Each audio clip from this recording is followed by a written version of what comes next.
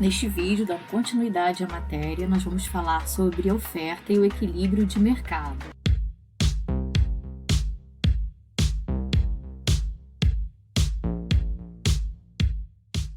Nós vamos estudar o que está destacado na lista: curvas de oferta, a lei da oferta, o equilíbrio de mercado e analisaremos os fatores que deslocam as curvas de oferta e as curvas de demanda. A quantidade ofertada, pessoal, é a quantidade de um bem que os vendedores querem e podem vender. E aí eu pergunto para vocês, o que pode determinar a oferta de um bem?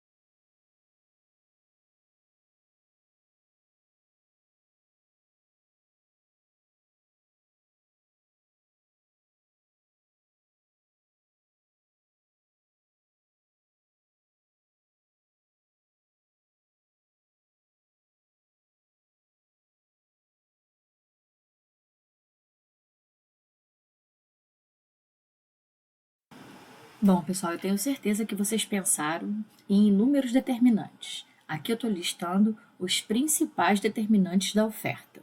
São eles: o preço do bem e o preço dos bens relacionados, o preço dos insumos, a tecnologia, as expectativas e o número de fatores de produção.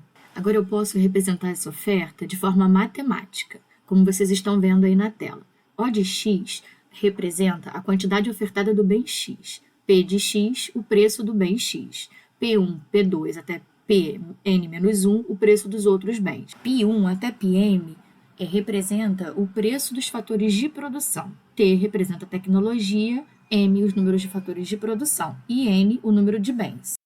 Bom, agora vamos falar um pouco sobre a curva de oferta. A curva de oferta nos informa a quantidade de mercadoria que os produtores estão dispostos a vender a determinado preço, mantendo constantes quaisquer outros fatores que possam afetar a quantidade ofertada.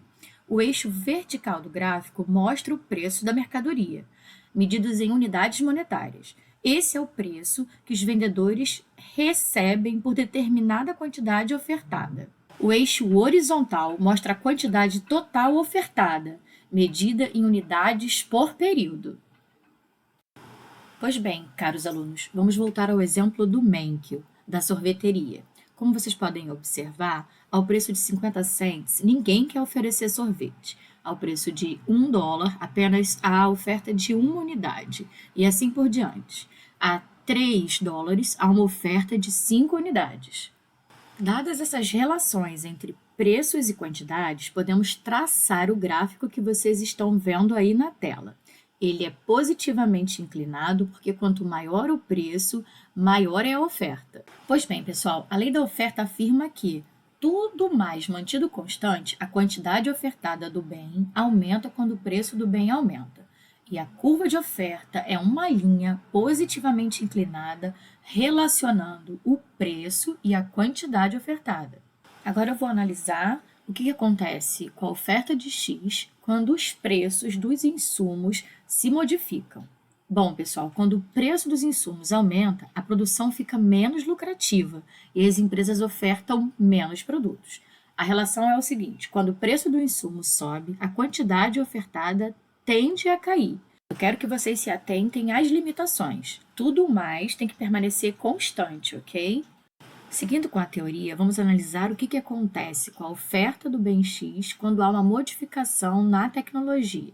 Bom, pessoal, os avanços tecnológicos tendem a diminuir os custos das empresas e, consecutivamente, aumentar a oferta do bem. Quando essa tecnologia aumenta, a quantidade ofertada do bem tende a aumentar. Então, essa relação é positiva.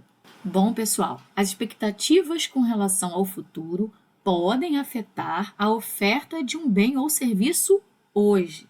Por exemplo, se a empresa espera que o preço do sorvete aumentará, ela estocará parte da produção atual e oferecerá amanhã com um preço mais alto.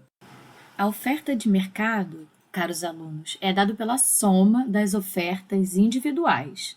Geometricamente falando, tomamos a soma das quantidades fornecidas por cada empresa a cada preço, o que nos dá uma soma horizontal das curvas de oferta. Aqui, pessoal, continuamos seguindo o exemplo do livro.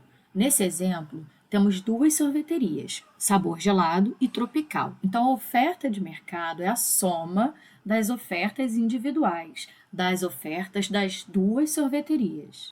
Eu quero que vocês observem também que, para cada preço, a quantidade oferecida pelas empresas são distintas, porque eu estou falando de empresas diferentes. Agora nós vamos falar sobre variações na quantidade ofertada versus deslocamento da oferta. Bom, pessoal, variações na quantidade ofertada são movimentos ao longo da curva de oferta. Esses movimentos são causados por mudanças no preço de mercado do produto. Só para lembrar, aqui eu estou analisando o gráfico de oferta de um produto. Eu estou avaliando a quantidade ofertada versus o preço do produto. Então, sobre o deslocamento da oferta. Um deslocamento da curva de oferta, ele pode ser tanto para a direita quanto para a esquerda. Ele pode ser causado por mudanças em outras variáveis, que não sejam o preço. Bom, pessoal, se eu mudo o preço do bem, eu tenho um movimento ao longo da curva. Se, por exemplo, os custos ou o número de empresas ou a tecnologia muda, eu tenho um movimento da curva de oferta. Então, resumindo, qualquer fator que não seja o preço movimenta a curva de oferta. O próximo passo, então, consiste em colocar a curva de oferta e a curva de demanda juntas. O eixo vertical mostra o preço do bem. Esse agora é o preço que os vendedores recebem por cada quantidade ofertada e o preço que os compradores pagam por cada quantidade demandada. O eixo horizontal, por sua vez, mostra a quantidade total demandada e ofertada, que, medida pelo número de unidades por período. Agora vamos ver a oferta e a demanda em conjunto. No ponto em que as duas curvas se cruzam, dizemos que foram atingidos a quantidade e o preço de equilíbrio, ou de balanceamento do mercado. Nesse preço, a quantidade ofertada e a quantidade demandada são exatamente iguais. Denomina-se, pessoal, mecanismo de mercado a tendência em mercados livres de que o preço se modifique até o mercado se tornar balanceado, ou seja, até que a quantidade ofertada e a quantidade demandada sejam iguais. Nesse ponto, e somente nesse ponto, não há escassez e nem excesso de oferta, de tal forma que não existe pressão para que o preço continue se modificando. Vale lembrar, caros alunos, que a oferta e a demanda podem não estar sempre em equilíbrio. Em alguns mercados, o balanceamento pode demorar, quando as condições são modificadas repentinamente. A tendência, porém, é que os mercados se tornem balanceados. O preço e a quantidade de equilíbrio, eles ocorrem quando as duas curvas, a de demanda e a de oferta, se interceptam. Vamos voltar agora ao exemplo do livro do Mencken. O preço de equilíbrio aqui é igual a 2 dólares. Nesse preço, e somente nesse preço, a quantidade ofertada será igual à quantidade demandada, como vocês podem observar aí na tabela.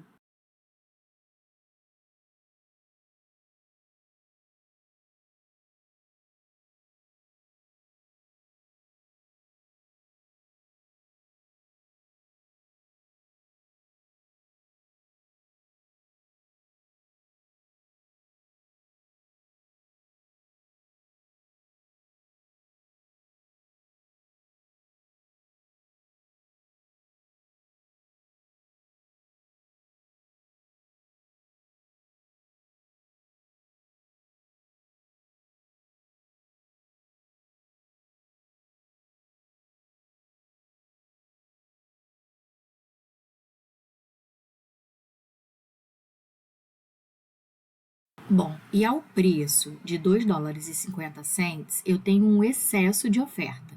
Neste caso, nesse preço igual a 2,5, eu tenho uma oferta de 10 unidades, mas as pessoas só querem demandar 4 unidades. Então, eu tenho um excesso de oferta de 6 unidades. Bom, caros alunos, e ao preço de 1 dólar e 50 cents, eu tenho um excesso de demanda.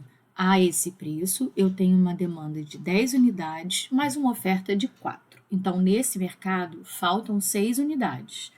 E aí? O que acontece agora? O preço, nesse caso, e no caso do excesso de oferta, vai se ajustando e tende ao preço de equilíbrio. Caros alunos, o excedente do consumidor é o benefício líquido que o consumidor ganha por ser capaz de comprar um bem ou serviço.